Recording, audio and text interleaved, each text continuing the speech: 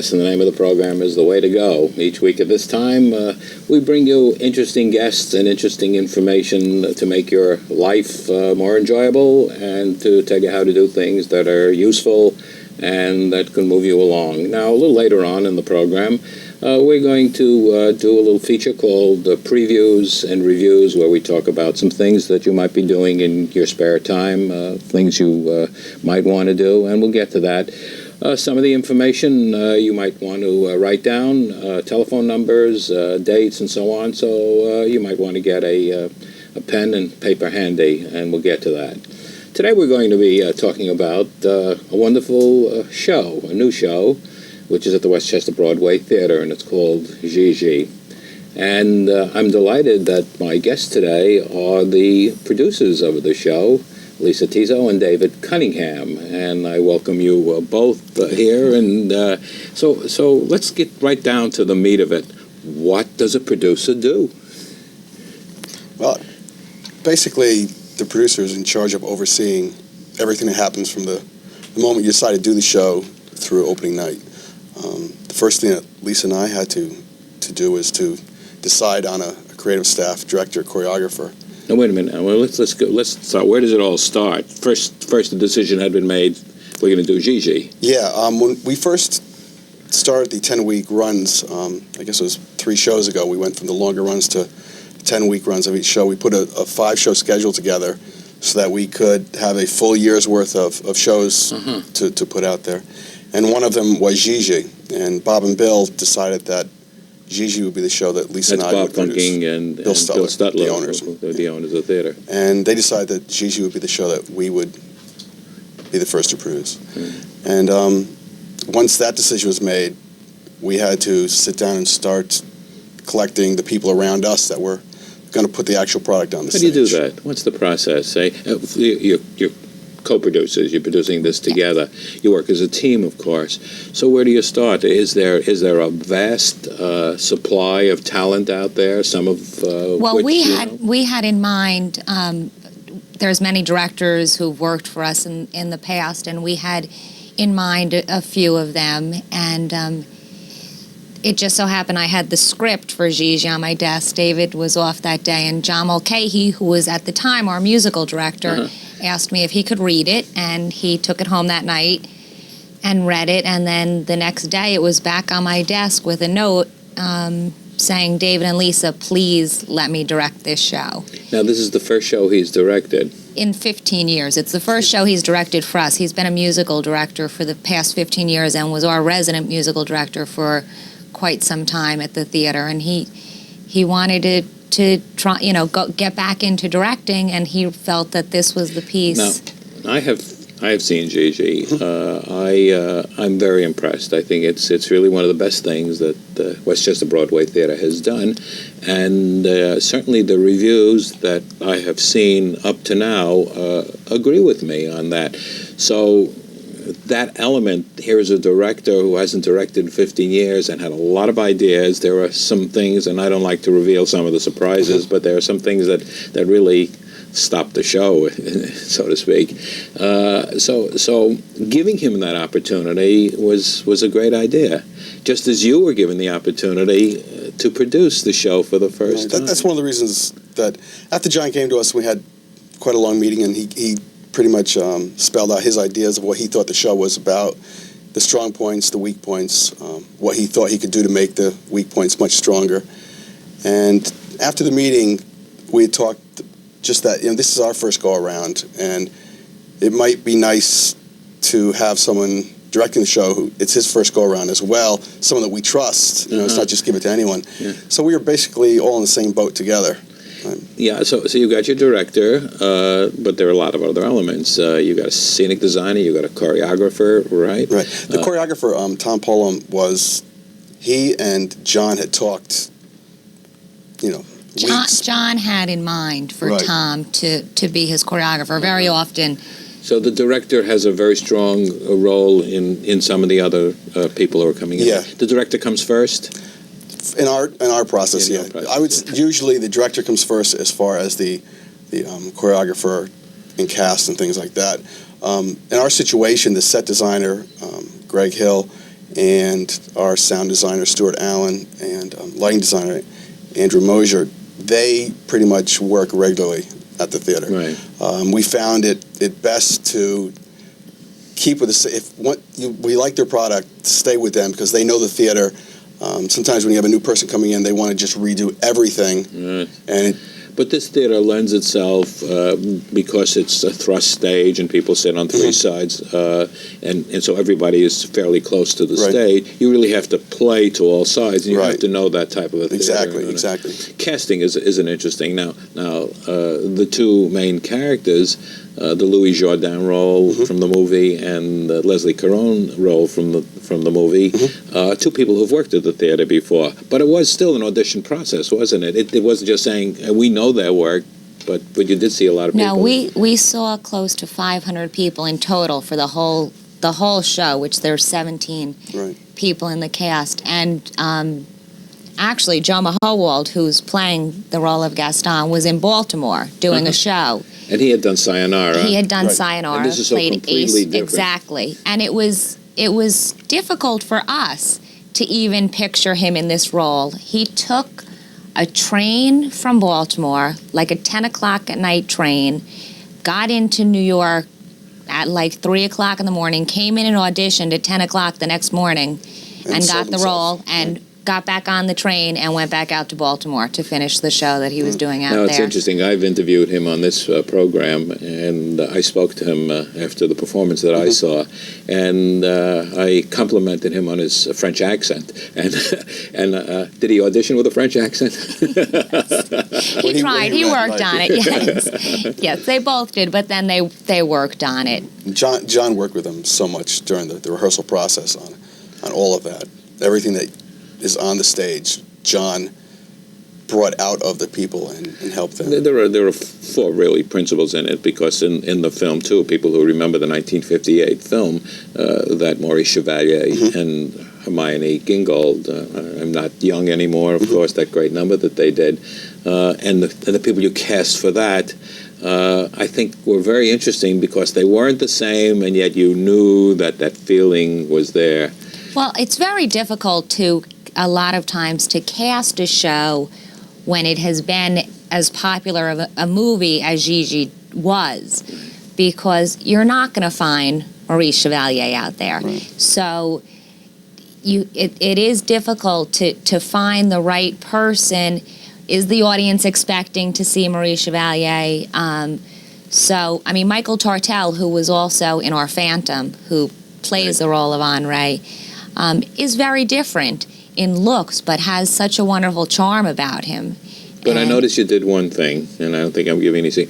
At one point, he put on a straw hat, just to kind of tipping his hat to Maurice Chevalier. That's what I sensed in that, and I think there was that recognition that everybody felt in that. And those are those little touches that someone adds to it that really makes it happen.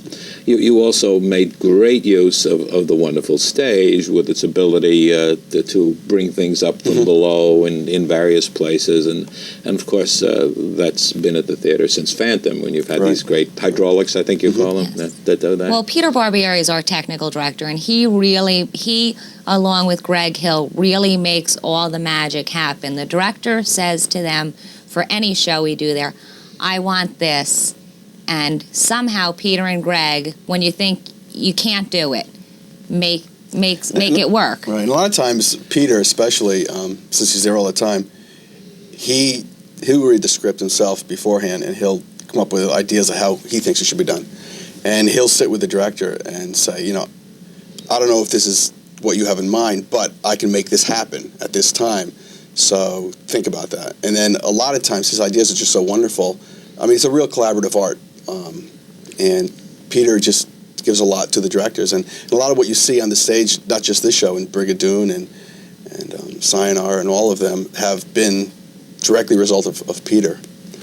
There were some symbolic things which I think were very clever. The trees which are there and the doorway entrance, and it's symbolic. I think the door isn't there, and yet you know it's there. Right, yes. The tree is up in the air. It's not blocking anyone's view, but it's there. And I think that was a great touch. Really a great touch. I mean, how do you solve the problem? Right. Really? Well, the original script of Gigi had about 14 different locations. 14 major locations. Major locations. So John had to take that and bring it down to what we could actually handle. And I think that's done very well. And we went for more simple, elegant, when it came to the settings. But you're able in this theater, in this wonderful theater, to have things slide in and slide out, come up from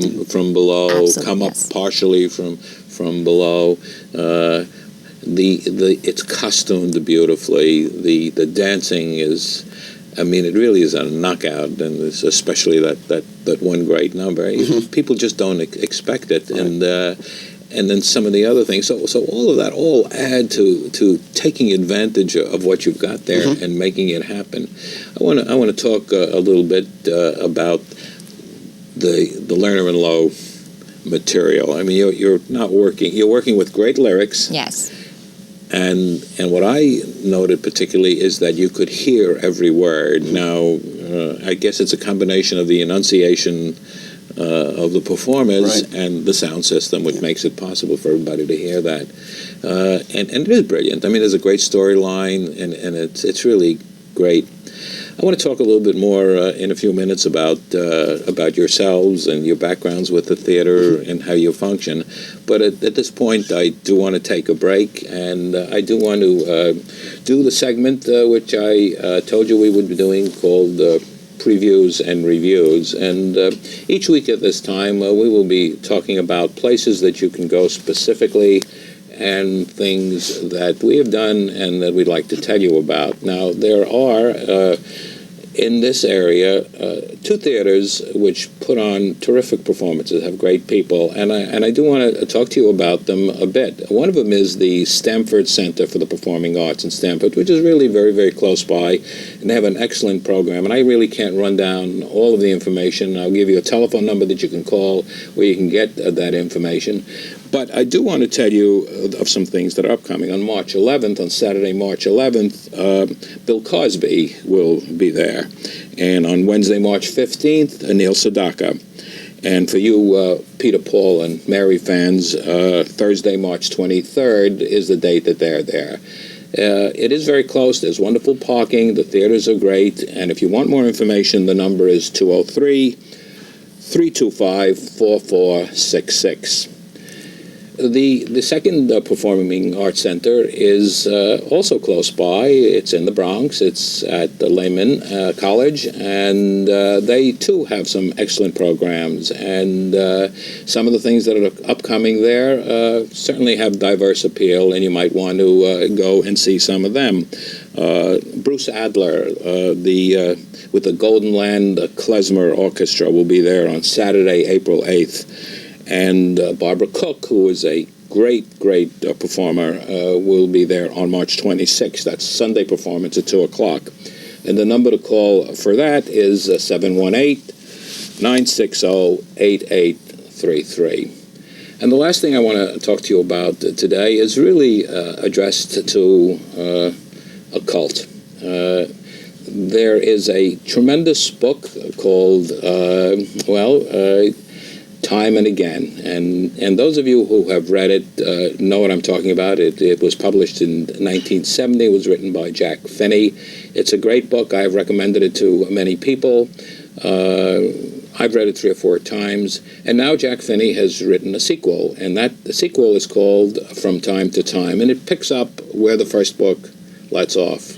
and it takes you back. The reason I talk about it is because it is very much New York. It's New York in a time long ago, and takes you right into the life of what it was. They're great books. I would suggest that you read Time and Again first, and if you've read it, then the new book from time to time. So those are my recommendations for today, and now I'd like to get back to my guests. We're talking today to Lisa Tiso and David Cunningham, who are the producers of Gigi at the Westchester Broadway Theater. Producers. Now, I know that you didn't start at the theater as producers. Lisa, you started 15 years ago as a buffet girl. And David, you started about 20 years ago as a fall spot operator. Mm-hmm. And over the years, you have both moved up in your roles. I know, Lisa, that you were involved with the move to the new theater. You managed that whole project.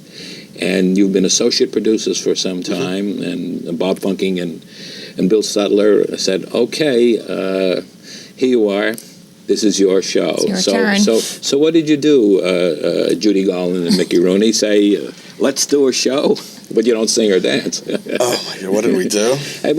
How was this suddenly having this responsibility? Of course, you'd been involved all along, but here it was yours, right? Yeah. Boy, it's interesting. I think that the thing that we really wanted to do is, as anybody who's worked for someone else over the years, you know, the shows have all been wonderful, and you know, the audience have loved them. And we've had our own ideas of how maybe this could be done a little differently, or this could be done a little better, or whatever. And it was this, I guess Gigi was a chance for us to either prove or disprove our theories. And more of behind the scenes types of things than how the production itself worked out. That's pretty much where we started. Gigi is very colorful, isn't it?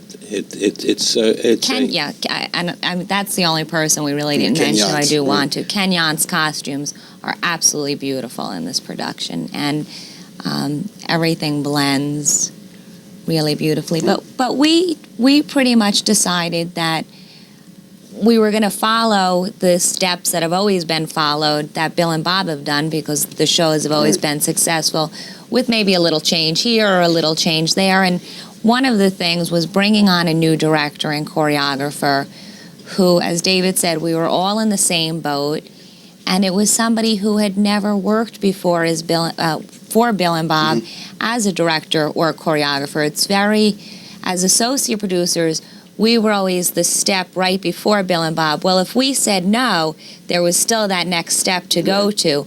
Whereas now, if we said no, that was the final step. And I think we felt it may have been difficult for somebody who had directed shows for Bill and Bob before not to take that next step. Is there a lot of trepidation first time out? Yeah, there's a lot of nervousness. I mean, we both felt very confident that we could do it. We've worked at the theater for so long and have been involved in all the productions with Bob and Bill. But when the buck stops at your desk as opposed to going on to the next desk, it gets a little nerve-wracking. And when things don't go quite right the way you had maybe planned them out on paper, in the past there was always that release valve of, well, it's Bill, Bob and Bill are going to have to handle this. Jeez. We really did keep our sense of humor through the whole thing, because obviously you cannot put on a show of this size and not have some problems. On the other hand, there's another factor here. Now that it is open, now that it has been playing to such very good notices, you're getting a terrific audience reaction. There must be a tremendous amount of pride involved as far as both of you are concerned. Definitely. And everybody, I mean, people have been so supportive, calling in, telling us what they think about it, and thankfully, everybody seems to be liking it very much. The fact that each show is only running 10 weeks, of course, means that people have a limited time. I know some in the other shows, Phantom ran, 9 months? So people really have to... We've gone with this new 10-week format, running Phantom for 9 months. We have so much repeat business. People did complain after a while, okay, we came for our birthday, we even came again for our anniversary, now something else is coming up.